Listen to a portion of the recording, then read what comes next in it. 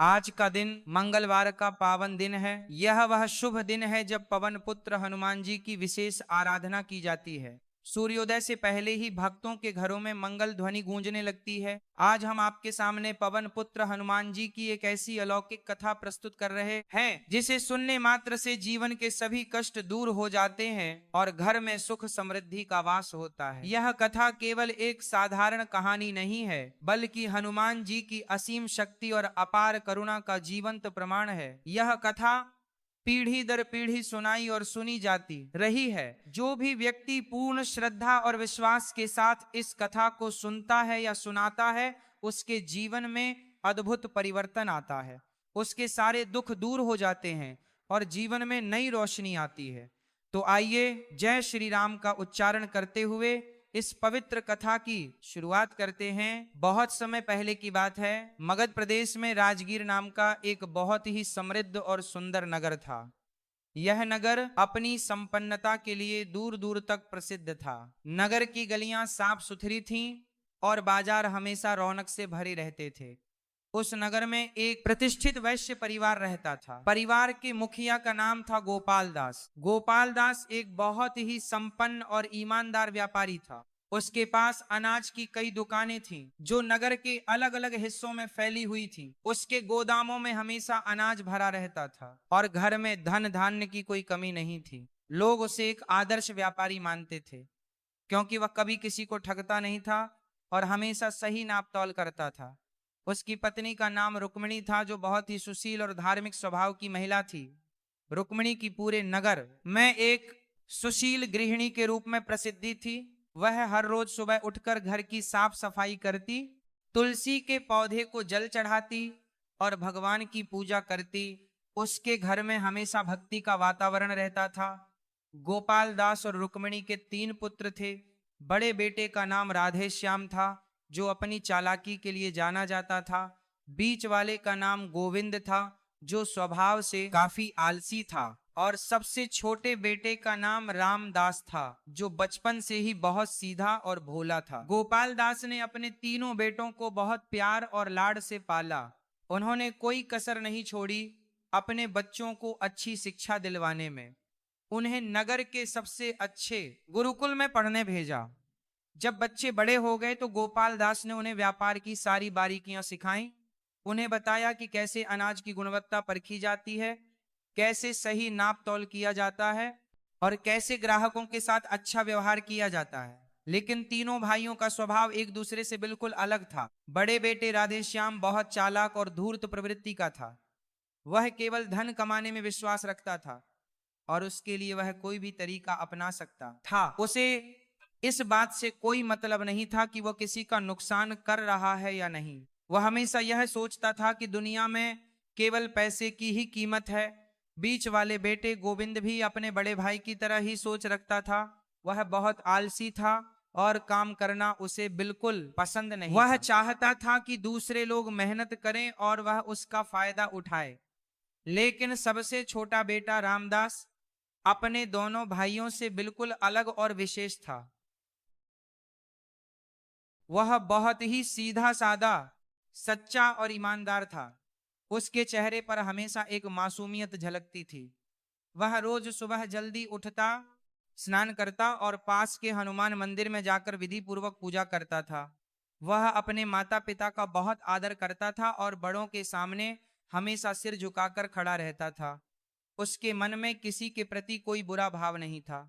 वह हमेशा दूसरों की भलाई के बारे में सोचता था। उसके इस स्वभाव को देखकर माता रुक्मिणी बहुत खुश होती थी और उसे मन ही मन आशीर्वाद देती थी। समय एक नदी की तरह बहता रहा और दिन महीनों में और महीने सालों में बदलते चले गए। गोपाल दास अब बूढ़े हो चुके थे। उनके बाल सफेद हो गए थे और चेहरे पर झुर्रियां आ गई थीं। एक दिन अचानक गोपाल दास बीमार पड़ गए। शुरू में तो लगा कि यह एक साधारण बीमारी है जो दवा से ठीक हो जाएगी, लेकिन धीरे धीरे उनकी तबीयत और बिगड़ती गई। नगर के सभी प्रसिद्ध वैद्यों को बुलाया गया।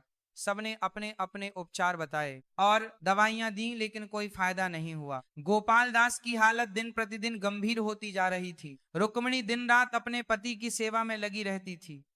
उसकी आंखों में हमेशा आंसू रहते थे। वह बार बार भगवान से प्रार्थना करती थी कि उसके पति को ठीक कर दें। तीनों बेटे भी परेशान थे, लेकिन रामदास सबसे ज्यादा दुखी था। वह रोज मंदिर जाता और हनुमान जी से अपने पिता की सेहत के लिए प्रार्थना करता था। आखिरकार वह दिन आ गया जब गोपाल दास को एहसास हो गया कि उनका अंत समय निकट है। उन्होंने अपने तीनों बेटों को अपने पास बुलाया। तीनों बेटे अपने पिता के पलंग के पास बैठ गए।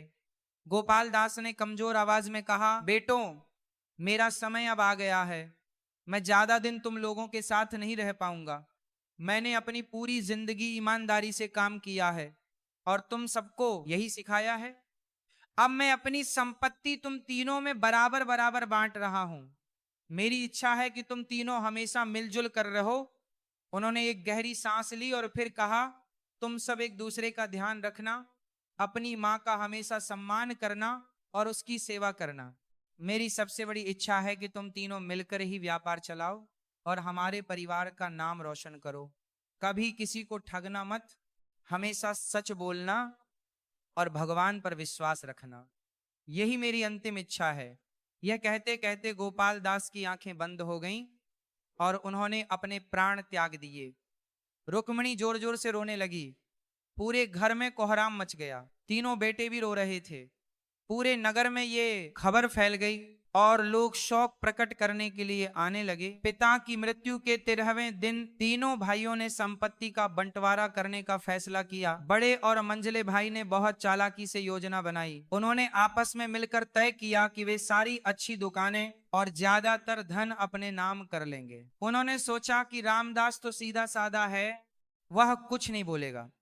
जब बंटवारा हुआ तो राधे श्याम और गोविंद ने शहर के बीचों बीच स्थित सभी बड़ी दुकानें अपने नाम कर ली। उन्होंने गोदामों में रखा हुआ ज्यादातर अनाज भी अपने हिस्से में ले लिया। रामदास को केवल एक छोटी सी दुकान दी गई जो बाजार के एक कोने में थी और उसे बहुत थोड़ा सा धन दिया गया। रुक्मिणी ने यह सब कुछ चुपचाप देखा। उसका दिल बहुत दुखी था, लेकिन वह कुछ नहीं बोली। वह नहीं चाहती थी कि उसके बेटों में लड़ाई झगड़ा हो। रामदास भी चुपचाप अपना छोटा सा हिस्सा लेकर अलग हो गया। उसने कोई शिकायत नहीं की और ना ही अपने भाइयों से कुछ कहा। उसने अपनी माँ के पास जाकर उनके चरण छुए और कहा, माताजी, आप बिल्कुल चिंता मत करिए। पिताजी ने हमें जो कुछ दिया है मैं उसी में खुश हूँ। हनुमान जी की कृपा से सब ठीक हो जाएगा। मैं अपनी मेहनत और ईमानदारी से आगे बढ़ूंगा। आप बस मुझे आशीर्वाद देती रहिए। रुक्मिणी की आंखों में आंसू आ गए। उसने रामदास को गले से लगा लिया और कहा, बेटा, तू सचमुच बहुत अच्छा है। भगवान तुझे हमेशा खुश रखे। तेरी यह सच्चाई और ईमानदारी एक दिन जरूर रंग लाएगी। रामदास ने अपनी छोटी सी दुकान से व्यापार शुरू किया।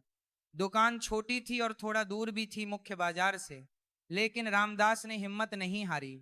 उसने अपनी दिनचर्या बहुत अनुशासित बनाई। वह रोज सुबह ब्रह्म मुहूर्त में यानी 4 बजे उठता था, फिर स्नान करता और साफ सुथरे कपड़े पहनकर पास के हनुमान मंदिर में जाता था। वहां वह पूरी श्रद्धा से हनुमान जी की पूजा करता, उन्हें लाल फूल चढ़ाता, धूप दीप जलाता और हनुमान चालीसा का पाठ करता। फिर कुछ देर ध्यान में बैठता और हनुमान जी से प्रार्थना करता कि वे उसे सही रास्ता दिखाएं। मंदिर से लौटने के बाद वह सीधे अपनी दुकान पर जाता और दुकान की साफ सफाई करता। फिर अपनी दुकान खोलता और ग्राहकों का इंतजार करता। शुरू में बहुत कम ग्राहक आते थे क्योंकि दुकान छोटी थी और थोड़ी दूर भी, लेकिन रामदास ने हार नहीं मानी। वह हर ग्राहक के साथ बहुत अच्छा व्यवहार करता। वह हमेशा सही नाप तौल करता था और कभी किसी को ठगता नहीं था। अगर किसी को कम पैसे में अनाज चाहिए होता तो वह उसे उधार भी दे देता था। धीरे धीरे लोगों को रामदास की ईमानदारी और अच्छे व्यवहार के बारे में पता चलने लगा। एक ग्राहक दूसरे को बताता और इस तरह रामदास की प्रसिद्धि फैलने लगी। लोग कहने लगे कि रामदास के यहाँ से अनाज लेना चाहिए क्योंकि वो कभी धोखा नहीं देता। उसका व्यापार धीरे धीरे बढ़ने लगा। जहां पहले दिन में 10 ग्राहक आते थे, अब 20 आने लगे। रामदास बहुत खुश था, लेकिन उसने कभी अहंकार नहीं किया। वह हमेशा यह मानता था कि यह सब हनुमान जी की कृपा है। दूसरी तरफ रामदास के दोनों भाई अपने व्यापार में गलत तरीके अपना रहे थे। राधे श्याम और गोविंद ने सोचा कि वे जल्दी से जल्दी अमीर बन जाएंगे। उन्होंने ग्राहकों को ठगना शुरू कर दिया। वे कम नाप तौल करते थे, अनाज में कंकड़ मिला देते थे, अच्छे अनाज के ऊपर खराब अनाज रख देते थे, ग्राहकों से ज्यादा पैसे मांगते थे और रुपए में भी हेरफेर करते थे। शुरू के कुछ दिनों तक तो उन्हें लगा कि उनकी चाल काम कर रही है। उन्होंने सोचा कि वे बहुत जल्दी अमीर बन जाएंगे, लेकिन धीरे धीरे लोगों को उनकी असलियत पता चलने लगी। एक ग्राहक ने दूसरे को बताया कि राधे श्याम ने उसे धोखा दिया है, दूसरे ने तीसरे को बताया, और इस तरह पूरे नगर में यह बात फैल गई कि गोपाल दास के बड़े बेटे बेईमान हैं और धोखेबाज हैं। लोगों ने उनकी दुकानों पर जाना बंद कर दिया, कोई भी उनसे अनाज नहीं खरीदता था। उनका व्यापार घाटे में जाने लगा। जो अनाज उन्होंने स्टॉक किया हुआ था वो खराब होने लगा। राधे श्याम और गोविंद बहुत परेशान हो गए। उन्होंने अपने व्यापार को बचाने की बहुत कोशिश की, उन्होंने दामों में कमी की, लेकिन फिर भी कोई नहीं आया। उन्होंने अच्छा अनाज बेचना शुरू किया, लेकिन अब किसी को उन पर विश्वास नहीं था। धीरे धीरे उनका सारा धन खत्म हो गया, उन्हें कर्ज लेना पड़ा। साहूकारों से पैसे उधार लिए, लेकिन व्यापार नहीं चला तो वे कर्ज भी नहीं चुका सके। साहूकार रोज उनके दरवाजे पर आते और पैसे मांगते। 1 साल बीत गया। रामदास का व्यापार बहुत अच्छा चल रहा था। उसकी छोटी सी दुकान अब पूरे दिन ग्राहकों से भरी रहती थी। उसने अपनी मेहनत और ईमानदारी से अच्छा मुनाफा कमाया था। उसने नया स्टॉक खरीदा था और अपनी दुकान को थोड़ा और बड़ा भी कर लिया था।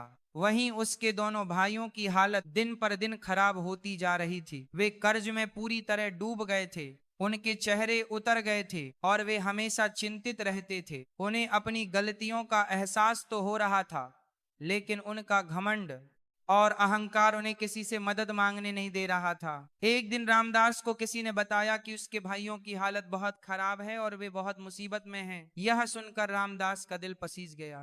भले ही उसके भाइयों ने उसके साथ अन्याय किया था, लेकिन वे फिर भी उसके भाई थे। उसने तुरंत अपनी माँ रुक्मिणी से कहा, माताजी, मुझे पता चला है कि मेरे भाइयों की हालत बहुत खराब है। मैं उनकी मदद करना चाहता हूँ।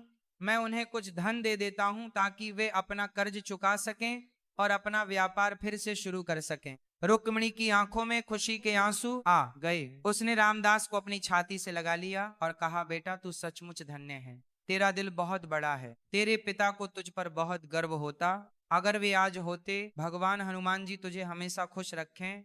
तू जा और अपने भाइयों की मदद कर, वे भी तेरे खून के रिश्ते हैं। रामदास ने कुछ स्वर्ण मुद्राएं ली और अपने दोनों भाइयों के पास गया। जब वह उनकी दुकान पर पहुंचा तो उसने देखा कि दुकान लगभग खाली है और उसके दोनों भाई बहुत उदास बैठे हुए। रामदास ने उन्हें प्रणाम किया और कहा, भैया, मैंने सुना है कि आप लोग कुछ परेशानी में हैं। मैं आपकी मदद करना चाहता हूँ। ये लीजिए कुछ धन, आप इससे अपना कर्ज चुका लीजिए और व्यापार फिर से शुरू कीजिए। लेकिन राधे श्याम और गोविंद के मन में अभी भी अहंकार बाकी था। उन्हें अपने छोटे भाई से मदद लेने में शर्म आ रही थी। राधे श्याम ने घमंड में आकर कहा, हमें तेरी मदद की कोई जरूरत नहीं है, हम खुद अपना सब कुछ संभाल लेंगे, तू अपना काम देख। गोविंद ने भी कहा, हाँ, हम गरीब हो गए हैं तो क्या हुआ, हम अभी भी तुझसे बड़े हैं, हमें तेरी सहायता नहीं चाहिए। रामदास बहुत दुखी मन से वापस लौट आया। उसने सोचा कि शायद उसके भाइयों का अहंकार उन्हें गिरने नहीं दे रहा है। उसने मन ही मन हनुमान जी से प्रार्थना की कि उसके भाइयों को सद्बुद्धि दें और उन्हें सही रास्ता दिखाएं। समय और बीतता चला गया।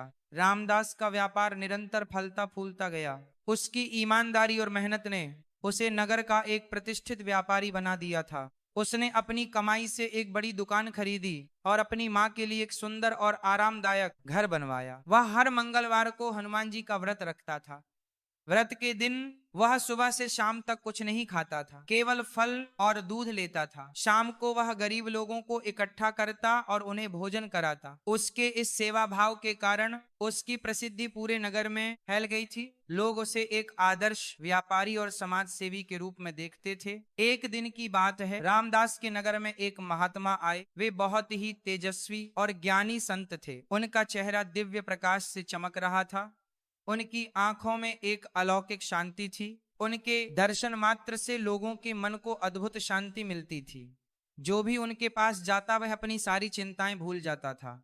वे महात्मा नगर के बाहर एक विशाल पीपल के पेड़ के नीचे ठहरे। उन्होंने वहां अपना आसन लगाया और ध्यान में बैठ गए। जब नगर के लोगों को पता चला कि एक महान संत उनके नगर में आए हैं तो सभी उनके दर्शन के लिए उमड़ पड़े। रामदास को भी जब इस बात का पता चला तो वह तुरंत अपनी दुकान बंद करके उन महात्मा के दर्शन के लिए गया। उसने अपने साथ फल और मिठाई भी ली थी। जब वह पीपल के पेड़ के पास पहुंचा तो उसने देखा कि वहां बहुत भीड़ थी। सब लोग महात्मा के दर्शन के लिए लाइन में खड़े थे। रामदास ने धैर्य से अपनी बारी का इंतजार किया। जब उसकी बारी आई तो वह महात्मा के सामने गया और उन्हें सादर प्रणाम किया। उसने फल और मिठाई महात्मा के चरणों में रख दी। महात्मा ने आंखें खोली और रामदास की ओर देखा। उनकी दृष्टि इतनी पवित्र और गहरी थी कि रामदास को लगा जैसे महात्मा उसके मन को पढ़ रहे हों। महात्मा ने मुस्कुराते हुए कहा, बैठो बेटा, तुम बहुत दूर से आए हो। रामदास महात्मा के पास बैठ गया। उसने महात्मा से कहा, महाराज, मैं आपकी सेवा करना चाहता हूँ, कृपया मुझे बताइए कि मैं क्या कर सकता हूँ। महात्मा रामदास के सरल स्वभाव और सेवा भाव से बहुत प्रभावित हुए। उन्होंने कहा, तुम यहीं रहो बेटा, मुझे तुमसे बात करनी है। शाम हो गई और भीड़ धीरे धीरे कम होने लगी।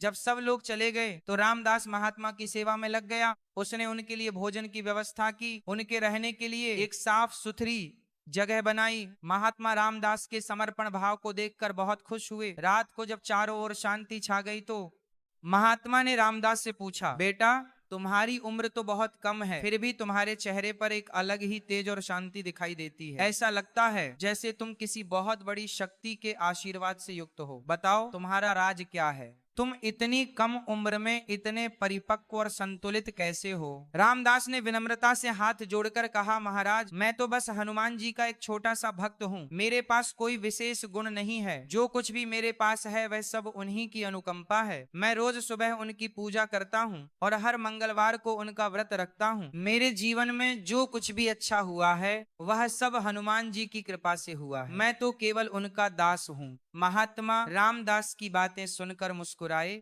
उनकी आंखों में एक अलौकिक चमक आई। उन्होंने कहा, बेटा, तुम सच में धन्य हो। हनुमान जी की भक्ति से बढ़कर इस संसार में कुछ भी नहीं है। लेकिन क्या तुम जानते हो कि मंगलवार के व्रत की एक विशेष विधि है और एक दिव्य कथा है जिसे करने और सुनने से हनुमान जी की विशेष कृपा प्राप्त होती है? रामदास ने उत्सुकता से पूछा, नहीं महाराज, मुझे तो इसके बारे में कुछ नहीं पता, कृपया आप मुझे बताइए, मैं बहुत उत्सुक हूँ यह जानने के लिए। महात्मा ने गहरी सांस ली और कहना शुरू किया, सुनो बेटा, मैं तुम्हें एक ऐसी दिव्य कथा सुनाता हूँ जो बहुत ही दुर्लभ और पवित्र है। यह कथा मुझे मेरे परम गुरु महाराज ने बताई थी जब मैं तुम्हारी उम्र का था। उन्होंने कहा था कि यह कथा केवल योग्य व्यक्ति को ही सुनानी चाहिए। आज तुम्हें देखकर मुझे लगा कि तुम इस कथा के सच्चे अधिकारी हो। इस कथा को सुनने और सुनाने से जीवन के सभी कष्ट दूर हो जाते हैं और व्यक्ति के जीवन में अद्भुत सकारात्मक बदलाव आता है। महात्मा ने कथा शुरू की। बहुत प्राचीन समय की बात है। उज्जैनी नगरी में जो महाकालेश्वर की पावन नगरी है, वहां एक गरीब बुनकर रहता था। उसका नाम मनोहर था। मनोहर का जीवन बहुत ही कठिन था। वह दिन भर करघे पर बैठकर कपड़े बुनता था।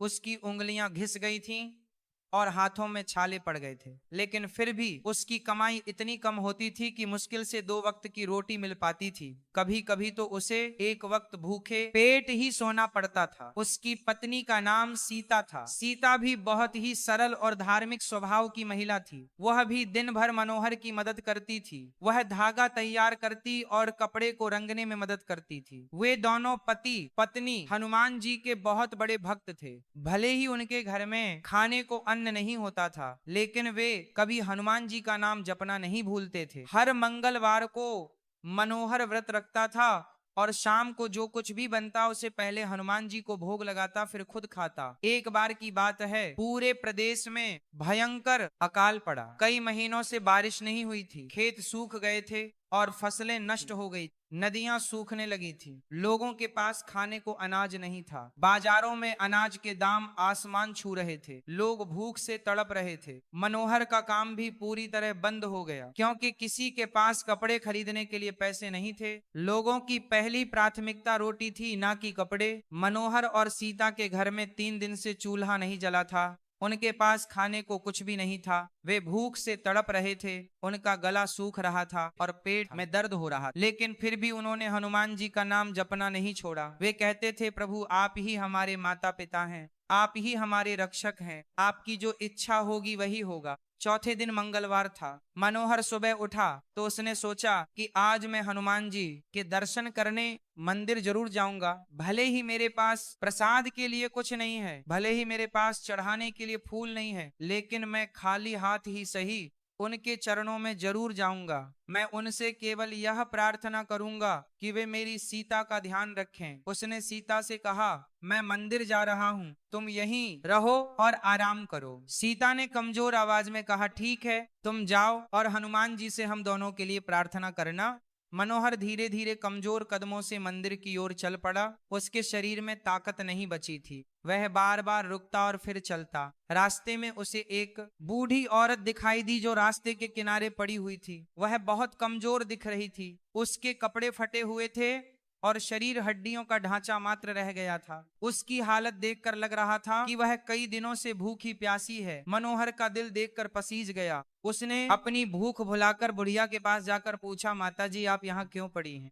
क्या आपको कोई तकलीफ है? क्या मैं आपकी कुछ सेवा कर सकता हूँ? बुढ़िया ने बहुत धीमी और कांपती आवाज में कहा, बेटा मैं 5 दिन से भूखी हूँ। मेरा कोई नहीं है इस दुनिया में। मेरे बच्चे बहुत पहले मुझे छोड़कर चले गए। अब मेरे शरीर में इतनी ताकत नहीं बची कि मैं उठ सकूं या कहीं जा सकूं। लगता है अब मेरा अंतिम समय आ गया है। भगवान अब मुझे अपने पास बुला रहे हैं। मनोहर यह सुनकर बहुत दुखी हुआ। उसकी आंखों में आंसू आ गए। उसने सोचा कि मैं खुद भी 3 दिन से भूखा हूं, लेकिन यह बुढ़िया तो मुझसे भी ज्यादा कष्ट में है। यह 5 दिन से भूखी है, मुझे इसकी मदद करनी चाहिए। लेकिन फिर उसने सोचा कि मेरे पास तो कुछ है भी नहीं, मैं इसकी मदद कैसे करूं? मनोहर ने अपने फटे कपड़ों की जेबों में हाथ डाला। एक जेब खाली थी, दूसरी जेब में भी कुछ नहीं था। फिर उसने अपनी कमीज की अंदर की जेब में हाथ डाला तो उसे एक पुराना और मैला सा सिक्का मिला। ये सिक्का शायद कई महीनों से वहां पड़ा हुआ था और वह इसे भूल गया था। उसने वह सिक्का निकाला और देखा यह एक तांबे का सिक्का था जो बहुत कम कीमत का था। मनोहर के मन में विचार आया कि इस सिक्के से मैं कुछ खाने का सामान खरीद सकता हूँ। शायद थोड़ा सा गुड़ और चना मिल जाए, मैं और सीता इसे खा लेंगे और थोड़ी ताकत आ जाएगी। लेकिन फिर उसने बुढ़िया की ओर देखा। बुढ़िया की हालत बहुत खराब थी। उसे लगा कि अगर इस बुढ़िया को जल्दी कुछ नहीं मिला तो यह मर जाएगी, और मनोहर का दिल नहीं माना। उसने सोचा कि इस बुढ़िया को मुझसे ज्यादा जरूरत है। भगवान हनुमान मेरा और सीता का ध्यान रख लेंगे। मनोहर ने तुरंत पास की एक छोटी सी दुकान से उस सिक्के के बदले थोड़ा सा गुड़ और मुट्ठी भर चने खरीदे। फिर वह बुढ़िया के पास आया और उसे बैठने में मदद की। उसने प्यार से बुढ़िया को गुड़ और चने खिलाने शुरू किए। बुढ़िया बहुत कमजोर थी, इसलिए वह धीरे धीरे खा रही थी। मनोहर ने उसे पास के कुएं से पानी भी पिलाया। वह खाना खाने के बाद बुढ़िया के चेहरे पर थोड़ी जान आ गई। उसकी आंखें खुल गईं और उसने मनोहर को देखा। उसकी आंखों में आंसू आ गए। उसने मनोहर के हाथ पकड़ लिए और कहा, बेटा भगवान तुम्हारा भला करे, तुमने आज मेरी जान बचा ली। मैं तुम्हारा यह उपकार कभी नहीं भूल सकती। लेकिन बेटा मुझे लगता है कि तुम खुद भी बहुत परेशान हो। तुम्हारा चेहरा और तुम्हारे कपड़े बता रहे हैं कि तुम भी कई दिनों से भूखे हो। तुमने अपनी भूख से ज्यादा मेरी भूख को महत्व दिया, ये तुम्हारी महानता है। मनोहर ने विनम्रता से मुस्कुराते हुए कहा, माताजी आप ऐसा मत कहिए, मैं तो बस अपना कर्तव्य निभा रहा था। आप मेरी माता के समान हैं। मैं आपकी सेवा करके धन्य हुआ। आप बस ठीक हो जाइए, भगवान सबका ध्यान रखते हैं। बुढ़िया ने मनोहर के सिर पर हाथ रखा और बहुत प्यार से आशीर्वाद देते हुए कहा, बेटा तुम्हारा मन बहुत पवित्र है, तुम्हारा हृदय बहुत बड़ा है। हनुमान जी तुम पर जरूर कृपा करेंगे। मैं देख रही हूँ कि तुम आज मंदिर जा रहे हो। वहां जाकर पूरी श्रद्धा और विश्वास के साथ हनुमान जी से प्रार्थना करना। अपना मन उनके सामने खोल देना। तुम्हारे सभी कष्ट अवश्य दूर हो जाएंगे, मुझे पूरा विश्वास है। मनोहर ने बुढ़िया को वहीं पास के एक पेड़ की छाया में आराम से बैठाया और मंदिर की ओर चल पड़ा। अब उसके पास देने के लिए कुछ भी नहीं बचा था। वह बिल्कुल खाली हाथ था। जब वो मंदिर पहुंचा तो उसने देखा कि वहां मंगलवार के दिन बहुत भीड़ थी। सभी श्रद्धालु हनुमान जी को विभिन्न प्रकार के भोग चढ़ा रहे थे। किसी ने सुंदर लाल फूलों का हार चढ़ाया था, किसी ने चांदी की थाली में सुगंधित फल रखे थे, किसी ने मिठाई और गुड़ चने का भोग लगाया था। हर कोई कुछ ना कुछ लेकर आया था। मनोहर के पास कुछ भी नहीं था। उसे बहुत शर्म आ रही थी। उसने सोचा कि सब लोग भगवान को कुछ ना कुछ चढ़ा रहे हैं और मैं खाली हाथ आया हूँ। वह मंदिर के एक कोने में चुपचाप खड़ा हो गया। वह हनुमान जी की सुंदर मूर्ति को देख रहा था। हनुमान जी की मूर्ति बहुत भव्य थी। उनके हाथ में गदा थी और चेहरे पर एक दिव्य तेज था। मनोहर की आंखों में धीरे धीरे आंसू भर आए। वह मन ही मन कहने लगा, हे प्रभु, हे पवन पुत्र, हे संकट मोचन, मेरे पास आपको देने के लिए कुछ भी नहीं है। मैं बहुत गरीब हूँ। मेरे पास ना फूल हैं, ना फल हैं, ना कोई भोग है, लेकिन प्रभु मेरे मन में आपके प्रति असीम श्रद्धा और अटूट प्रेम है। मैं आपको अपना यह साधारण मन अर्पित करता हूँ। यह मन ही मेरे पास सबसे कीमती चीज है। मैं आपको अपनी भक्ति देता हूँ। मैं आपको अपना विश्वास देता हूँ। आप ही मेरे माता हैं, आप ही मेरे पिता हैं, आप ही मेरे सब कुछ हैं। वह वहीं कोने में खड़ा होकर रोता रहा। उसके आंसू उसके गालों पर बह रहे थे। वह बार बार हनुमान चालीसा की चौपाइयां दोहरा रहा था। उसे पता नहीं चला कि कितना समय बीत गया। धीरे धीरे भीड़ कम होने लगी। लोग अपनी अपनी पूजा करके चले गए। मंदिर शांत हो गया। मनोहर अभी भी वहीं खड़ा था। उसकी आंखें हनुमान जी की मूर्ति पर टिकी हुई थीं। थकान और भूख के कारण उसे चक्कर आने लगा। वह वहीं मंदिर के फर्श पर बैठ गया और कुछ देर बाद उसकी आंख लग गई। वह गहरी नींद में सो गया। तभी उसे एक अद्भुत स्वप्न आया। स्वप्न में उसने देखा कि चारों ओर एक दिव्य प्रकाश फैल गया है। वह प्रकाश इतना तेज था कि देखा नहीं जा सकता था, लेकिन फिर भी आंखों को चुभता नहीं था। उस प्रकाश के बीच में हनुमान जी साक्षात खड़े थे। हनुमान जी का रूप अत्यंत भव्य और तेजस्वी था। उनका शरीर सुनहरे रंग का था। उनके कंधों पर लंबे बाल लहरा रहे थे। उनकी पूंछ बहुत लंबी थी। उनके हाथ में गदा थी जो सूर्य की तरह चमक रही थी। उनके चेहरे पर एक मीठी मुस्कान थी। उनकी आंखों में करुणा और प्रेम का सागर लहरा रहा था। हनुमान जी ने अपनी दिव्य वाणी में कहा, उठो मेरे प्रिय भक्त मनोहर, उठो वत्स। मैं तुम्हारी भक्ति और समर्पण से अत्यंत प्रसन्न हूँ। तुमने आज सुबह जो कार्य किया वह साधारण नहीं था, वह एक बहुत बड़ा पुण्य कर्म था। तुमने अपनी भूख से ज्यादा उस असहाय बुढ़िया की भूख को महत्व दिया। तुमने निस्वार्थ भाव से उसकी सेवा की। तुमने अपना अंतिम सिक्का भी उस पर खर्च कर दिया। यही तो असली भक्ति है, यही तो सच्ची मानवता है। मनोहर अवाक रह गया। उसे विश्वास नहीं हो रहा था कि स्वयं हनुमान जी उससे बात कर रहे हैं। उसने हाथ जोड़कर कांपती आवाज में कहा, प्रभु यह आपकी कृपा है। मैंने तो कुछ खास नहीं किया, मैंने तो बस अपना कर्तव्य निभाया। वह बुढ़िया इतनी असहाय थी कि मैं उसे ऐसे नहीं छोड़ सकता था।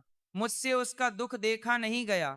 जो मेरे पास था वह मैंने उसे दे दिया। हनुमान जी की मुस्कान और चौड़ी हो गई। उन्होंने कहा, यही तो मैं चाहता हूं मेरे भक्तों में। तुमने अपनी गरीबी में भी दूसरों के बारे में सोचा। यह तुम्हारी महानता है। तुम्हारा हृदय सोने से भी ज्यादा शुद्ध है। आज से तुम्हारे जीवन में बहुत बड़ा बदलाव आने वाला है। तुम्हारे कठिन दिन समाप्त होने वाले हैं। लेकिन मनोहर याद रखना कि जब तुम्हारे पास धन आएगा तब भी तुम्हें अपनी सरलता, विनम्रता और दयालुता नहीं छोड़नी है। हमेशा गरीबों की मदद करना, हमेशा जरूरतमंदों की सेवा करना। अब जाओ और अपने घर जाओ। वहां तुम्हारा इंतजार एक शुभ समाचार कर रहा है। मनोहर की आंखें खुल गईं। वह एकदम से उठकर बैठ गया। उसने चारों ओर देखा। मंदिर अब सूना था, कोई नहीं था वहां। सूरज ढल चुका था और शाम होने वाली थी। उसे लगा कि वह कई घंटों से सोया हुआ था। उसे अपना स्वप्न याद आया। क्या वह सच था? क्या सचमुच हनुमान जी ने उससे बात की थी? उसका दिल जोर जोर से धड़क रहा था। वह उठा और हनुमान जी की मूर्ति के सामने गया। उसने गहरी श्रद्धा से प्रणाम किया और कहा, प्रभु अगर वह स्वप्न सच था तो मैं आपका आभारी हूं, मैं आपका दास हूं। आप जो भी करेंगे वह मेरे लिए सर्वश्रेष्ठ होगा। मनोहर मंदिर से बाहर निकला और घर की ओर चलने लगा। रास्ते में उसे वह बुढ़िया दिखाई दी जो अब बेहतर महसूस कर रही थी। बुढ़िया ने उसे देखा और मुस्कुराई। उसने मनोहर को आशीर्वाद दिया और कहा, बेटा तुम्हारे जीवन में खुशियां आने वाली हैं। जब मनोहर अपने घर के पास पहुंचा तो उसने देखा कि उसकी पत्नी सीता बाहर द्वार पर खड़ी उसका बेसब्री से इंतजार कर रही थी। सीता के चेहरे पर एक अलग ही चमक थी। उसकी आंखों में खुशी के आंसू थे। जैसे ही मनोहर पास आया, सीता दौड़कर उसके पास आई और बोली, स्वामी आप कहाँ चले गए थे इतनी देर के लिए? मैं बहुत चिंतित थी, लेकिन आपको पता है आज क्या हुआ? मनोहर ने हैरानी से पूछा, क्या हुआ, बताओ तो जल्दी। सीता ने उत्साह और खुशी से भरे स्वर में कहा, आज दोपहर में जब आप मंदिर गए थे तब नगर के सबसे बड़े सेठ जगन्नाथ दास आपको ढूंढते हुए यहाँ आए। वे कह रहे थे कि उनके बेटे की शादी होने वाली है और उन्हें बहुत सारे विशेष कपड़ों की जरूरत है। उन्होंने आपके बुने हुए कपड़ों की बहुत तारीफ सुनी है। वे चाहते हैं कि आप उनके लिए शादी के लिए विशेष रेशमी कपड़े बुने। और सुनिए, उन्होंने अग्रिम भुगतान के रूप में 50 स्वर्ण मुद्राएं भी दी हैं। मनोहर यह सुनकर स्तब्ध रह गया। 50 स्वर्ण मुद्राएं, ये तो उसने अपने पूरे जीवन में कभी नहीं देखी थी और ना ही कभी सोचा था कि इतना धन उसके पास होगा। उसे तुरंत अपने स्वप्न की बात याद आई। हनुमान जी ने सच कहा था। उन्होंने कहा था कि घर पर एक शुभ समाचार उसका इंतजार कर रहा है। उसकी आंखों में खुशी और कृतज्ञता के आंसू आ गए। उसने आकाश की ओर देखा और मन ही मन हनुमान जी को हजारों बार धन्यवाद दिया। सीता ने कहा, स्वामी सेठ जी ने कहा है कि वे कल सुबह फिर आएंगे और आपसे सारी बातचीत करेंगे।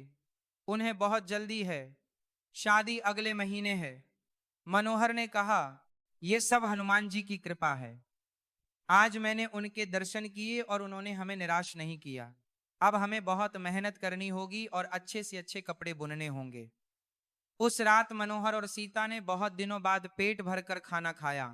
उन्होंने कुछ स्वर्ण मुद्राओं से अच्छा भोजन खरीदा और हनुमान जी को भोग लगाया। फिर दोनों ने मिलकर योजना बनाई कि वे कैसे सबसे अच्छे कपड़े बुनेंगे। अगले दिन से मनोहर ने दिन रात मेहनत करनी शुरू कर दी। वह सुबह से लेकर देर रात तक करघे पर बैठा रहता। सीता भी उसकी मदद करती।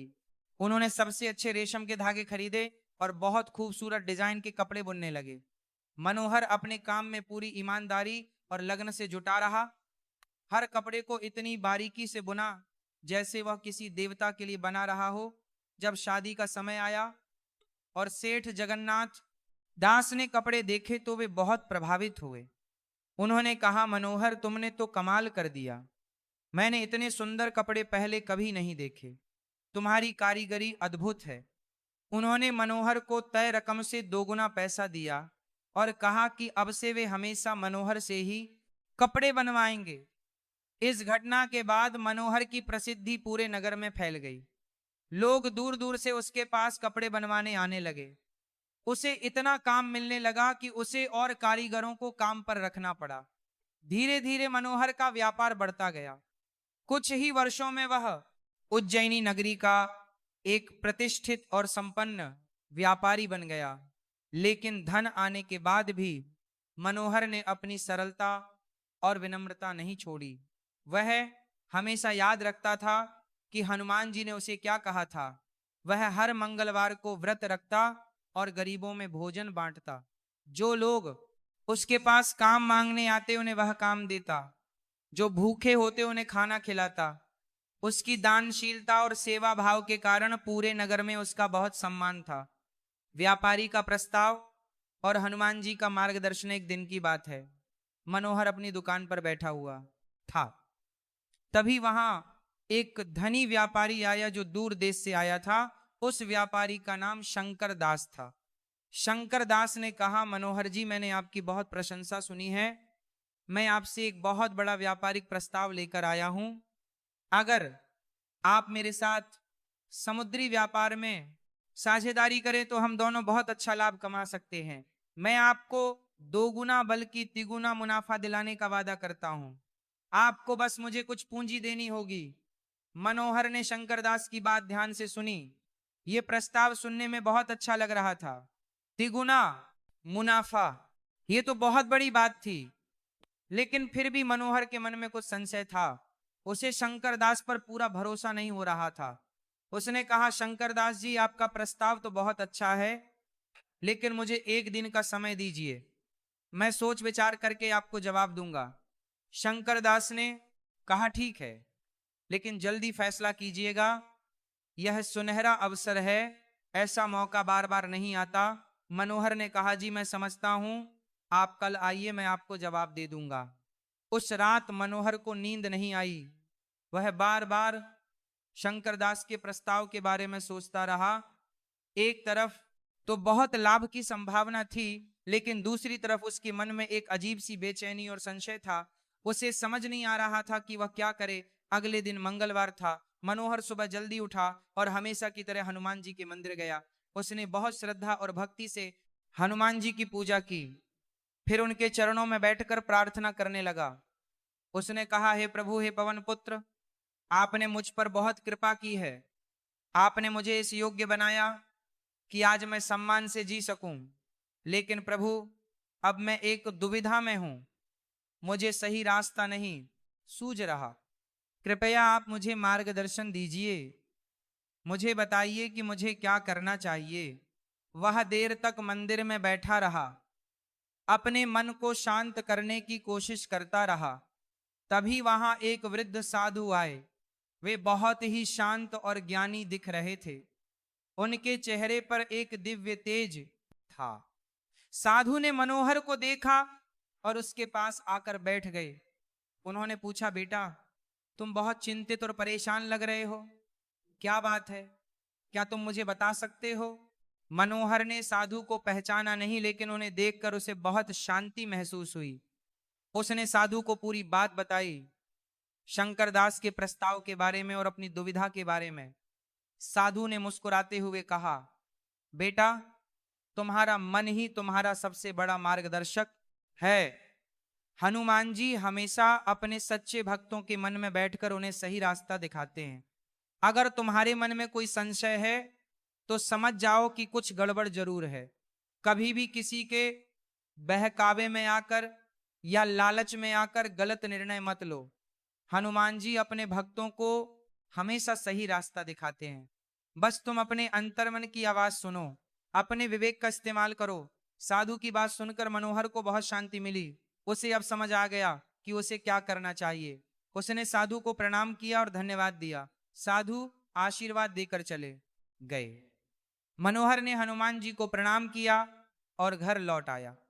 जब शंकरदास दोपहर में मनोहर के पास आया तो मनोहर ने उसे साफ शब्दों में कह दिया कि वह इस प्रस्ताव में रुचि नहीं रखता। शंकरदास बहुत नाराज हुआ। उसने कहा, तुम बहुत बड़ी गलती कर रहे हो, तुम्हें पछताना पड़ेगा। लेकिन मनोहर अपने निर्णय पर दृढ़ रहा। शंकरदास गुस्से में वहां से चला गया। कुछ महीनों बाद मनोहर को पता चला कि शंकरदास एक धोखेबाज और ठग था। उसका समुद्री व्यापार का जहाज कभी था ही नहीं। वह लोगों से पैसे लेकर भाग जाता था। जिन लोगों ने उसके साथ साझेदारी की थी वे सब बर्बाद हो गए थे। उनका सारा धन डूब गया था। यह सुनकर मनोहर के रोंगटे खड़े हो गए। उसने हनुमान जी को बहुत धन्यवाद दिया। उन्होंने साधु के रूप में आकर उसे बचा लिया था। कथा का समापन और रामदास का संकल्प। महात्मा ने कथा समाप्त करते हुए कहा, इसलिए रामदास बेटा, हनुमान जी अपने भक्तों की हमेशा रक्षा करते हैं। वे कभी किसी रूप में प्रकट होते हैं तो कभी मन की आवाज बनकर सही रास्ता दिखाते हैं। जो उन पर पूरा विश्वास रखता है और ईमानदारी से जीता है वह कभी मुसीबत में नहीं फंसता। मनोहर आज भी उज्जैनी में रहता है। वह बहुत बड़ा व्यापारी बन गया, लेकिन उसने अपनी विनम्रता नहीं छोड़ी। वह आज भी हर मंगलवार को व्रत रखता है और गरीबों की सेवा करता है। रामदास इस अद्भुत कथा को सुनकर बहुत प्रभावित हुआ। उसकी आंखों में आंसू आ गए। उसने महात्मा से पूछा, महाराज, यह कथा सचमुच बहुत शक्तिशाली है। क्या मुझे भी इस कथा को दूसरों को सुनाना चाहिए? महात्मा ने कहा, हाँ बेटा, जरूर। यह कथा बहुत पवित्र और शक्तिशाली है। जो भी व्यक्ति श्रद्धा और विश्वास के साथ इस कथा को सुनता है या सुनाता है उसके जीवन में अद्भुत सकारात्मक बदलाव आता है। उसके सभी कष्ट दूर होते हैं, घर में सुख शांति आती है। जो भी व्यक्ति श्रद्धा है और बदलाव आता है। लेकिन याद रखना बेटा, इस कथा को सुनाते समय तुम्हारे मन में कोई लालच या अहंकार नहीं होना चाहिए। तुम्हें केवल दूसरों की भलाई के लिए निस्वार्थ भाव से यह कथा सुनानी चाहिए। और सबसे बड़ी बात यह है कि कथा सुनाने वाले को खुद भी उन मूल्यों पर चलना चाहिए जो इस कथा में बताए गए हैं। रामदास ने महात्मा को सादर प्रणाम किया और उनसे आशीर्वाद लिया। महात्मा ने रामदास के सिर पर हाथ रखा और कहा, बेटा तुम धन्य हो, तुम्हारा जीवन सफल है, तुम हमेशा इसी तरह सच्चाई और ईमानदारी के रास्ते पर चलते रहो। हनुमान जी तुम पर हमेशा कृपा बनाए रखेंगे। अगले दिन महात्मा नगर छोड़कर चले गए, लेकिन उनकी बताई हुई कथा रामदास के मन में गहराई से बैठ गई। उस दिन से रामदास ने एक नियम बनाया। हर मंगलवार को वह अपनी दुकान थोड़ी जल्दी बंद कर देता था। फिर वह गरीब और जरूरतमंद लोगों को इकट्ठा करता, उन्हें बैठाता और पहले उन्हें भोजन कराता। फिर वह बहुत श्रद्धा और भक्ति के साथ हनुमान जी की यह कथा सुनाता। धीरे धीरे लोग इस कथा को सुनने के लिए उत्सुक रहने लगे। शुरू में तो 10-15 लोग आते थे, फिर संख्या बढ़कर 50 हो गई। कुछ महीनों में तो सैकड़ों लोग हर मंगलवार को रामदास के यहाँ कथा सुनने आने लगे। लोग कहते थे कि रामदास जब कथा सुनाता है तो ऐसा लगता है जैसे हनुमान जी खुद उपस्थित हों। कथा सुनते समय एक अलौकिक शांति का अनुभव होता था। बहुत से लोगों के जीवन में इस कथा को सुनने के बाद सकारात्मक बदलाव आने लगे। एक व्यक्ति जो बहुत बीमार था वह स्वस्थ हो गया। एक व्यापारी जिसका व्यापार डूब रहा था उसका व्यापार फिर से चलने लगा। एक महिला जो संतान सुख से वंचित थी उसे पुत्र रत्न की प्राप्ति हुई। ऐसे अनगिनत चमत्कार होने लगे। लालचंद साहूकार का परिवर्तन एक बार की बात है। रामदास के नगर में एक बहुत बड़ा और क्रूर साहूकार रहता था। उसका नाम लालचंद था। लालचंद बहुत अमीर था। उसके पास बहुत सारा धन था, बड़ी बड़ी हवेलियां थीं, लेकिन उसका दिल बहुत छोटा और कठोर था। वह बहुत कंजूस था और किसी की मदद नहीं करता था।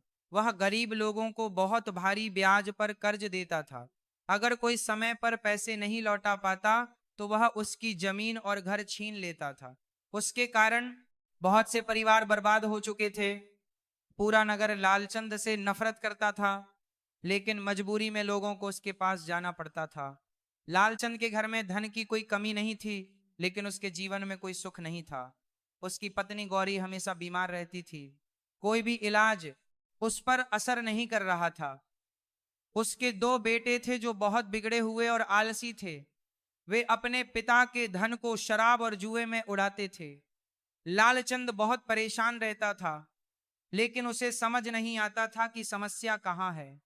एक दिन लालचंद की पत्नी गौरी की तबीयत बहुत ज्यादा खराब हो गई।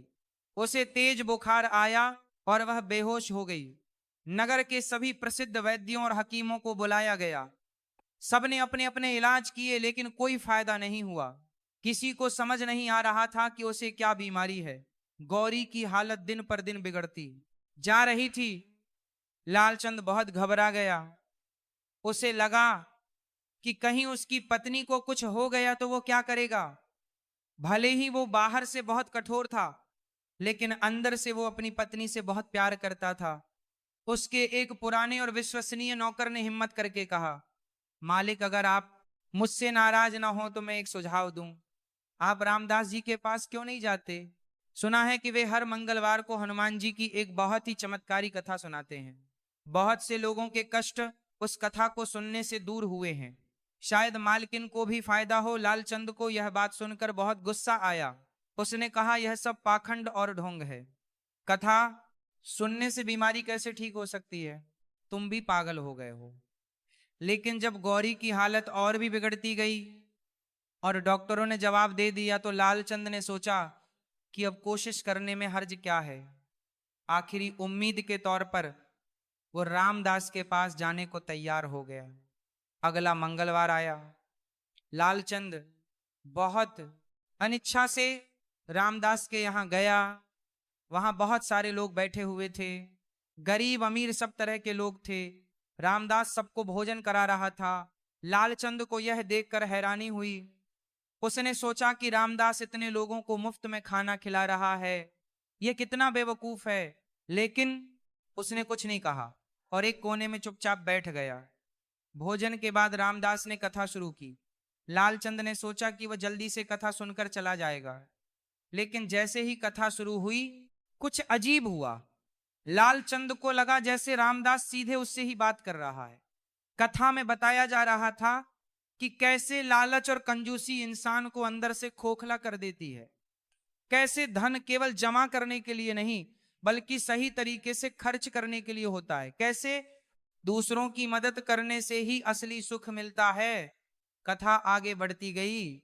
मनोहर बुनकर की कहानी सुनाई गई कि कैसे उसने अपनी आखिरी पूंजी भी एक असहाय बुढ़िया को खिलाने में खर्च कर दी, कैसे हनुमान जी ने उसकी मदद की। कथा सुनते सुनते लालचंद की आंखें नम हो गईं। उसे अपने जीवन की सारी गलतियां याद आने लगीं। उसे याद आया कि कैसे उसने कितने गरीब परिवारों को बर्बाद किया है, कैसे उसने कभी किसी की मदद नहीं की, कैसे उसने सिर्फ धन जमा करने में अपनी पूरी जिंदगी बिता दी। कथा समाप्त होने के बाद लालचंद रामदास के पास गया। उसकी आंखों में पछतावे के आंसू थे। उसने कहा, रामदास जी मुझे माफ कर दीजिए, मैंने अपनी पूरी जिंदगी में बहुत गलत काम किए हैं। मैंने बहुत से लोगों को सताया है, उनका शोषण किया है। मुझे आज तक यह नहीं पता था कि असली सुख धन इकट्ठा करने में नहीं बल्कि उसे सही तरीके से खर्च करने में है। धन का सही उपयोग दूसरों की मदद करने में है। आज आपकी कथा ने मेरी आंखें खोल दी, मुझे मेरी गलतियों का एहसास हुआ। रामदास ने बहुत प्यार से लालचंद के कंधे पर हाथ रखा और कहा, यह सब हनुमान जी की कृपा है। जब इंसान को अपनी गलतियों का एहसास हो जाता है तो वही उसके सुधार का पहला कदम होता है। आप अब अपने मन को शुद्ध रखिए, दूसरों की मदद करिए, जो गलत काम किए हैं उन्हें सुधारने की कोशिश करिए। हनुमान जी बहुत दयालु हैं, वे सबको माफ कर देते हैं। आपकी पत्नी भी जल्दी ठीक हो जाएगी। लालचंद घर लौटा। उसने उसी दिन से अपना जीवन बदलने का संकल्प लिया। उसने उन सभी गरीब लोगों का कर्ज माफ कर दिया जो उसे पैसे वापस नहीं कर सकते थे। उसने जिन लोगों से जमीन और घर छीने थे उन्हें वापस कर दिए। उसने गरीबों में भोजन बांटना शुरू किया, धर्मशालाएं बनवाई, कुओं और तालाबों का निर्माण करवाया और फिर चमत्कार हुआ। धीरे धीरे लालचंद की पत्नी गौरी की तबीयत सुधरने लगी। उसका बुखार उतर गया, वह होश में आ गई। कुछ ही हफ्तों में वह पूरी तरह स्वस्थ हो गई। उसके बेटे भी धीरे धीरे बदलने लगे। उन्होंने शराब और जुआ छोड़ दिया। वे जिम्मेदार बनने लगे और अपने पिता के काम में हाथ बंटाने लगे। लालचंद की पूरी जिंदगी बदल गई। अब उसके घर में सच्चा सुख था। पहले धन तो था लेकिन शांति नहीं थी। अब धन भी था और शांति भी थी। लालचंद हर मंगलवार को रामदास के साथ कथा सुनने आता। वह दूसरों को भी कथा सुनने के लिए प्रेरित करता। नगर के लोग यह बदलाव देखकर हैरान थे। पहले जो लालचंद सबसे नफरत का पात्र था वही अब सबका प्रिय बन गया था। रामदास के भाइयों का पतन और पुनरुद्धार समय बीतता गया। रामदास का व्यापार और उसकी प्रसिद्धि लगातार बढ़ती गई, लेकिन उसके दोनों भाई राधेश्याम और गोविंद की हालत और भी बिगड़ती गई। उनका सारा धन खत्म हो गया था। उन्हें अपनी सभी दुकानें बेचनी पड़ी। कर्ज इतना बढ़ गया था कि साहूकार उनके घर का सामान उठा ले गए। आखिरकार उन्हें अपना घर भी बेचना पड़ा। अब वे लगभग सड़क पर आ गए थे। उनकी इस हालत को देखकर माता रुक्मिणी बहुत दुखी हुई। वो रोते रोते रामदास के पास आई और बोली, बेटा तेरे भाई बहुत मुसीबत में हैं। उनके पास अब खाने को भी कुछ नहीं बचा है। उनकी पत्नियां और बच्चे भूखे हैं। तू अपने भाइयों की मदद कर। मैं जानती हूं कि उन्होंने तेरे साथ बहुत बुरा व्यवहार किया था, लेकिन बेटा खून का रिश्ता तो है, वे तेरे भाई हैं। रामदास ने कहा, माता जी मैं तो पहले भी उनकी मदद करना चाहता था, लेकिन उन्होंने अपने अहंकार में आकर मेरी मदद लेने से मना कर दिया था। लेकिन अब मैं फिर से कोशिश करता हूं। रामदास ने कुछ स्वर्ण मुद्राएं और भोजन का सामान लिया और अपने दोनों भाइयों के पास गया।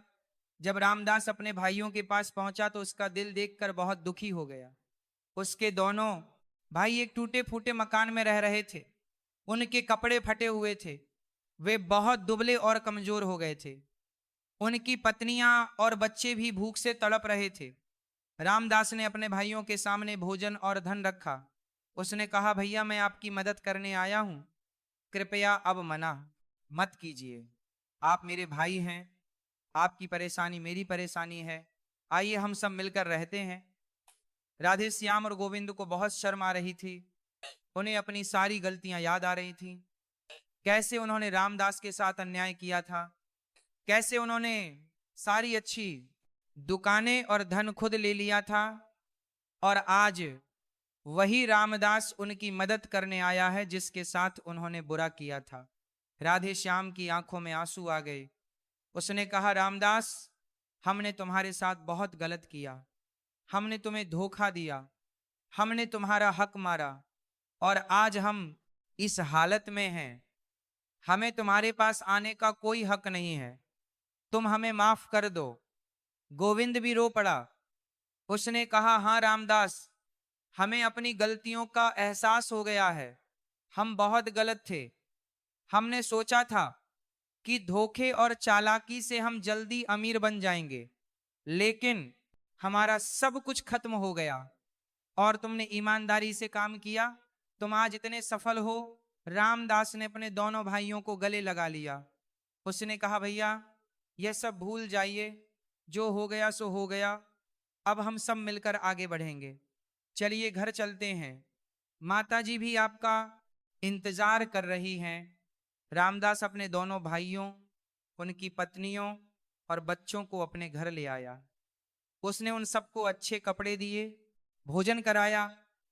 फिर उसने अपने भाइयों से कहा, भैया अब हम सब मिलकर काम करेंगे, मैं आप दोनों को अपने व्यापार में साझीदार बना रहा हूं, हम तीनों मिलकर व्यापार चलाएंगे, लेकिन एक शर्त है, आप दोनों को हर मंगलवार को मेरे साथ हनुमान जी की कथा सुननी होगी। राधे श्याम और गोविंद ने खुशी से हामी भर दी। अगले मंगलवार को वे दोनों रामदास के साथ कथा सुनने बैठे। जब उन्होंने कथा सुनी तो उन्हें अपनी गलतियों का और गहराई से एहसास हुआ। उन्होंने तय किया कि अब वे भी ईमानदारी से काम करेंगे, वे किसी को धोखा नहीं देंगे, वे मेहनत करेंगे और सही रास्ते पर चलेंगे। धीरे धीरे तीनों भाइयों ने मिलकर एक बहुत बड़ा व्यापार खड़ा कर दिया। उनकी ईमानदारी, मेहनत और अच्छे व्यवहार के कारण उनका व्यापार पूरे प्रदेश में फैल गया। लोग दूर दूर से उनसे सामान खरीदने आते थे। उनका नाम और यश चारों ओर फैल गया। और सबसे बड़ी बात यह थी कि अब तीनों भाई बहुत खुश थे। उनके बीच प्रेम और सद्भाव था, वे एक दूसरे का ख्याल रखते थे। माता रुक्मिणी की खुशी का ठिकाना नहीं था। उसके तीनों बेटे अब साथ थे, सब खुश थे, सब एक दूसरे से प्यार करते थे। वह रोज हनुमान जी को धन्यवाद देती थी। उसने रामदास से कहा, बेटा तूने मेरी सबसे बड़ी इच्छा पूरी कर दी, तूने अपने भाइयों को न केवल आर्थिक रूप से बल्कि मानसिक और आध्यात्मिक रूप से भी उठाया, तूने उन्हें सही रास्ता दिखाया। यह सब हनुमान जी की कृपा है और तेरे सद्गुणों का फल है। मंदिर का निर्माण और कथा की महिमा। कुछ समय बाद राजा ने नगर में एक बहुत बड़ा उत्सव आयोजित करने की घोषणा की। उन्होंने कहा कि जो व्यक्ति नगर के लिए सबसे ज्यादा काम करेगा और नगर वासियों की सबसे ज्यादा सेवा करेगा, उसे विशेष रूप से सम्मानित किया जाएगा। पूरे नगर के लोगों से राय ली गई। सभी ने एक स्वर में रामदास का नाम लिया। राजा ने रामदास को दरबार में बुलाया। पूरा दरबार भरा हुआ था। राजा ने कहा, रामदास तुमने अपनी ईमानदारी, मेहनत और सेवा भाव से पूरे नगर का नाम रोशन किया है। तुम एक आदर्श नागरिक और व्यापारी हो। तुम्हारी हनुमान जी की कथा सुनकर बहुत से लोगों के जीवन में सकारात्मक बदलाव आए हैं। हम तुम्हें सम्मानित करते हैं। राजा ने रामदास को एक स्वर्ण पदक और बहुत सारा धन दिया।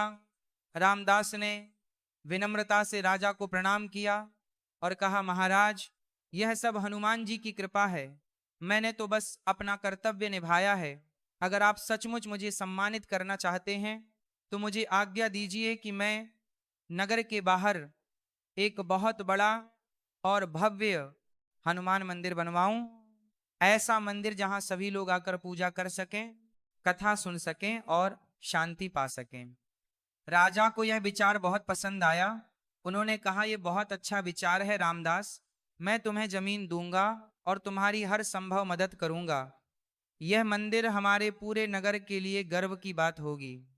रामदास ने अपने भाइयों लालचंद और नगर के अन्य संपन्न व्यापारियों के साथ मिलकर एक बहुत ही भव्य और सुंदर हनुमान मंदिर बनवाने का काम शुरू किया। सबसे अच्छे शिल्पकारों को बुलाया गया, सबसे उत्तम संगमरमर और पत्थर मंगवाए गए। मंदिर की नींव बहुत शुभ मुहूर्त में रखी गई। कई महीनों की मेहनत के बाद मंदिर तैयार हो गया। यह मंदिर सचमुच बहुत भव्य और खूबसूरत था। ऊंचे शिखर, सुंदर नक्काशी, विशाल प्रांगण, सब कुछ अद्भुत था। हनुमान जी की मूर्ति बहुत ही सुंदर और तेजस्वी थी। मंदिर के उद्घाटन के दिन पूरा नगर उमड़ पड़ा। राजा और रानी भी आए। हजारों लोग इकट्ठे हुए। सभी ने मिलकर हनुमान जी की आरती की। फूलों की वर्षा हुई, भजन कीर्तन हुए। माहौल बहुत ही दिव्य और पवित्र था। उद्घाटन के बाद रामदास ने सबके सामने घोषणा की। उसने कहा, आज से हर मंगलवार को इस मंदिर में हनुमान जी की वह पवित्र कथा सुनाई जाएगी जो मुझे महात्मा जी ने बताई थी। जो भी व्यक्ति श्रद्धा और विश्वास के साथ इस कथा को सुनेगा, उसके सभी कष्ट दूर हो जाएंगे, उसके जीवन में सुख, शांति और समृद्धि आएगी। यह मेरा वादा है, क्योंकि यह कथा साधारण नहीं है। इसमें हनुमान जी की असीम कृपा और शक्ति समाई हुई है। उस दिन से लेकर आज तक हर मंगलवार को उस मंदिर में हजारों लोग कथा सुनने आते हैं। बहुत से लोगों के जीवन में अद्भुत बदलाव आए हैं। बीमार लोग स्वस्थ हो गए हैं, गरीब लोगों को काम मिल गया है, परेशान लोगों को शांति मिली है, निराश लोगों को नई उम्मीद मिली है, दुखी लोगों को सुख मिला है। सबको विश्वास हो गया है कि हनुमान जी सचमुच अपने भक्तों की रक्षा करते हैं और उन पर कृपा करते हैं। रामदास की प्रसिद्धि दूर दूर तक फैल गई। पड़ोसी राज्यों से भी लोग आने लगे। लेकिन रामदास ने कभी अहंकार नहीं किया। वह हमेशा कहता था कि मैं तो बस हनुमान जी का एक साधारण सेवक हूं। जो कुछ भी हो रहा है वह उन्हीं की कृपा से हो रहा है। मैं तो केवल एक माध्यम हूं। असली शक्ति तो हनुमान जी में है। राजकुमार का उपचार और कथा का प्रसार। एक बार पड़ोसी राज्य के राजकुमार को एक अजीब और गंभीर बीमारी हो गई। उसे एक ऐसी मानसिक बीमारी थी जिसका कोई इलाज नहीं मिल रहा था। वह हमेशा चिंतित और उदास रहता था। उसे नींद नहीं आती थी। वह किसी से बात नहीं करता था। राजा और रानी बहुत परेशान थे। उन्होंने देश विदेश के सभी प्रसिद्ध वैद्यों और हकीमों को बुलाया, लेकिन कोई फायदा नहीं हुआ। एक दिन राजा के दरबार में एक यात्री आया।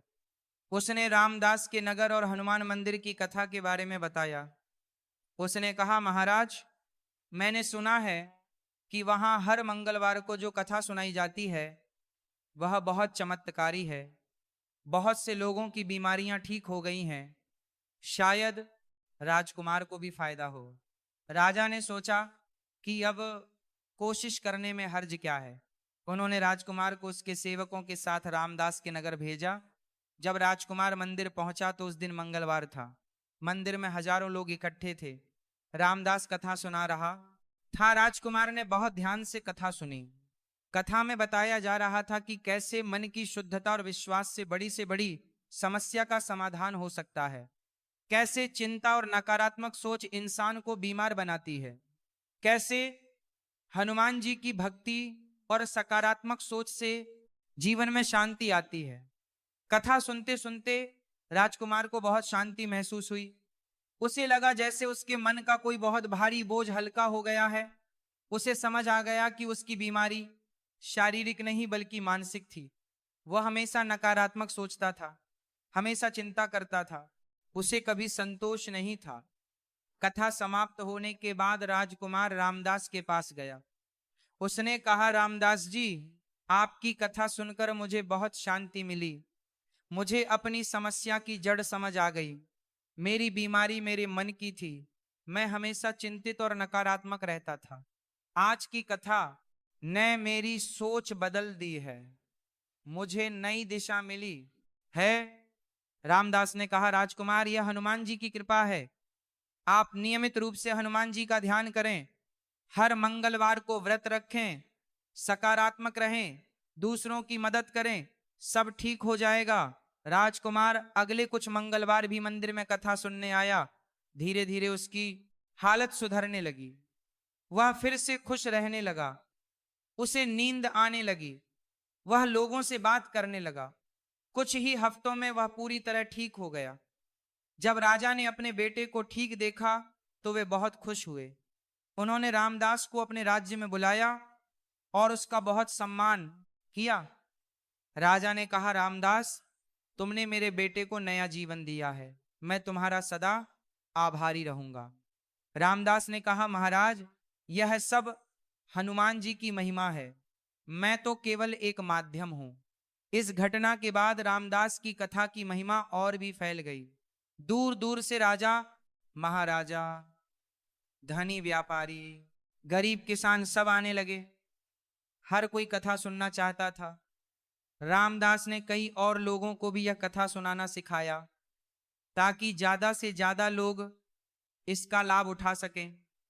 रामदास का अंतिम समय और परंपरा का निर्वहन समय बीतता गया। रामदास अब बूढ़ा हो गया था, उसके बाल सफेद हो गए थे, चेहरे पर झुर्रियां आ गई थीं, लेकिन उसका उत्साह कम नहीं हुआ था। वह अब भी हर मंगलवार को कथा सुनाता था। उसकी आवाज में अब भी वही भक्ति और प्रेम था। एक दिन रामदास ने अपने बेटों और पोतों को पास बुलाया। उसने कहा, देखो बच्चों, अब मेरा समय आ गया है। मैं ज्यादा दिन तुम्हारे साथ नहीं रह पाऊंगा, लेकिन मैं चाहता हूं कि तुम लोग इस कथा की परंपरा को आगे बढ़ाओ। हर मंगलवार को यह कथा सुनाते रहो, गरीबों को भोजन कराते रहो, हनुमान जी की सेवा करते रहो। यही मेरी अंतिम इच्छा है। रामदास के बेटों और पोतों ने वादा किया कि वे इस परंपरा को जीवित रखेंगे। रामदास ने अपनी अंतिम सांसों तक हनुमान जी का नाम जपा। जब उसका समय आया तो वह शांति से हनुमान जी के चरणों में समा गया। आज भी उस नगर में वह मंदिर मौजूद है। आज भी हर मंगलवार को वहां यह पवित्र कथा सुनाई जाती है। रामदास के वंशज इस परंपरा को आगे बढ़ा रहे हैं। हजारों लोग आते हैं और कथा सुनकर अपने जीवन में सकारात्मक बदलाव लाते हैं। यह कथा हमें बहुत कुछ सिखाती है। यह हमें बताती है कि जीवन में सफलता केवल धन कमाने में नहीं है। असली सफलता ईमानदारी से जीने में है, दूसरों की मदद करने में है, सच्चाई और विनम्रता के रास्ते पर चलने में है। इस कथा से हमें यह शिक्षा मिलती है कि कभी भी निराश नहीं होना चाहिए। चाहे जीवन में कितनी भी कठिनाइयां आए, अगर हम ईमानदारी से मेहनत करें और भगवान पर विश्वास रखें तो सब ठीक हो जाता है। हनुमान जी अपने सच्चे भक्तों की हमेशा रक्षा करते हैं और उन्हें सही रास्ता दिखाते हैं। कथा यह भी सिखाती है कि धन का सही उपयोग करना बहुत जरूरी है। धन केवल जमा करने के लिए नहीं है, उसे गरीबों की मदद करने में, अच्छे कामों में खर्च करना चाहिए। जब हम दूसरों की मदद करते हैं तो हमें असली सुख और शांति मिलती है। लालचंद साहूकार की कहानी हमें बताती है कि कभी भी परिवर्तन के लिए देर नहीं होती। चाहे हमने कितनी भी गलतियां की हों, अगर हमें सच्चे मन से पछतावा हो और हम अपना जीवन बदलने का संकल्प लें तो भगवान हमें माफ कर देते हैं। हनुमान जी बहुत दयालु हैं, वे हर किसी को नया जीवन देने के लिए तैयार रहते हैं। रामदास के भाइयों की कहानी हमें सिखाती है कि लालच और बेईमानी से कभी सुख नहीं मिलता। जो धन गलत तरीके से कमाया जाता है वह कभी टिकता नहीं। ईमानदारी की कमाई ही स्थायी होती है। और सबसे बड़ी बात यह है कि खून के रिश्ते बहुत कीमती होते हैं। हमें अपने भाई बहनों से प्यार और सम्मान से पेश आना चाहिए। जो भी व्यक्ति श्रद्धा और विश्वास के साथ इस कथा को पढ़ता है या सुनता है, उसके जीवन में निम्नलिखित लाभ होते हैं। उसके सभी कष्ट और परेशानियां धीरे धीरे दूर होने लगती हैं। घर में सुख शांति और समृद्धि आती है। व्यापार और नौकरी में तरक्की मिलती है। बीमारियां दूर होती हैं और स्वास्थ्य में सुधार आता है। मन में सकारात्मकता आती है और नकारात्मक विचार दूर होते हैं। परिवार में प्रेम और सद्भाव बढ़ता है। शत्रु मित्र बन जाते हैं। आर्थिक समस्याएं हल होती हैं। मानसिक शांति मिलती है। लेकिन याद रखें, ये कथा केवल सुनने या पढ़ने से ही फल नहीं देती। हमें इसकी शिक्षाओं को अपने जीवन में उतारना भी जरूरी है। हमें ईमानदार बनना होगा, दूसरों की मदद करनी होगी, हनुमान जी पर विश्वास रखना होगा, मेहनत करनी होगी, तभी यह कथा अपना पूरा असर दिखाएगी। हनुमान जी राम भक्त और पवन पुत्र हैं, उनकी शक्ति असीमित है। वे अपने भक्तों की हमेशा रक्षा करते हैं। वे संकट मोचक हैं, यानी सभी संकटों को दूर करने वाले हैं। जो भी व्यक्ति सच्चे मन से उनकी शरण में आता है, उन पर संपर्क करते हैं, वे उसे कभी निराश नहीं करते। हनुमान जी को प्रसन्न करने के लिए हमें बहुत बड़े अनुष्ठान या पूजा करने की जरूरत नहीं है। बस सच्ची श्रद्धा और भक्ति चाहिए। हम रोज सुबह उनका नाम ले सकते हैं, मंगलवार को उनका व्रत रख सकते हैं, हनुमान चालीसा का पाठ कर सकते हैं। और सबसे जरूरी बात यह है कि हमें अच्छा इंसान बनना होगा, ईमानदारी से जीना होगा, दूसरों की मदद करनी होगी। जब हम किसी मुसीबत में होते हैं तो हनुमान जी को पुकारना चाहिए। वे तुरंत हमारी मदद के लिए आ जाते हैं। कभी वे खुद प्रकट होते हैं तो कभी किसी और रूप में हमारी सहायता करते हैं, कभी वे हमारे मन में सही विचार डालते हैं। बस हमें उन पर पूरा भरोसा रखना चाहिए। यह कथा आपके सामने प्रस्तुत की गई। इस कथा में हमने देखा कि कैसे एक साधारण व्यक्ति रामदास ने अपनी ईमानदारी, मेहनत और हनुमान जी की भक्ति से अपना जीवन बदल दिया। उसने न केवल खुद सफलता पाई, बल्कि अपने भाइयों, अपने नगर और हजारों लोगों के जीवन में भी सकारात्मक बदलाव लाया। यह कथा हमें सिखाती है कि जीवन में चाहे कितनी भी कठिनाइयां आए, हमें हार नहीं मानना चाहिए। हमें अपने कर्तव्य पर टिके रहना चाहिए, ईमानदारी से काम करना चाहिए, भगवान पर विश्वास रखना चाहिए। समय आने पर सब ठीक हो जाता है। अब आप सभी से अनुरोध है कि इस कथा को आगे बढ़ाएं, जहां तक संभव हो दूसरों को यह कथा सुनाएं, गरीबों की मदद करें, हर मंगलवार को हनुमान जी को याद करें, अच्छे काम करें, ईमानदारी से जिएं। जय हनुमान जी की, जय श्री राम। बोलो हनुमान जी की जय, संकट मोचन हनुमान जी की जय, पवन पुत्र हनुमान जी की जय। जो व्यक्ति इस कथा को पढ़ेगा या सुनेगा, हनुमान जी उसके सभी संकट दूर करेंगे। उसके घर में सुख, शांति और समृद्धि आएगी। उसका जीवन खुशियों से भर जाएगा। बजरंग बली उसकी सदा रक्षा करेंगे। जय बजरंग बली, जय श्री राम, जय हनुमान ज्ञान गुण सागर, जय कपीश तिहु लोक उजागर। इति श्री हनुमान कथा संपूर्ण।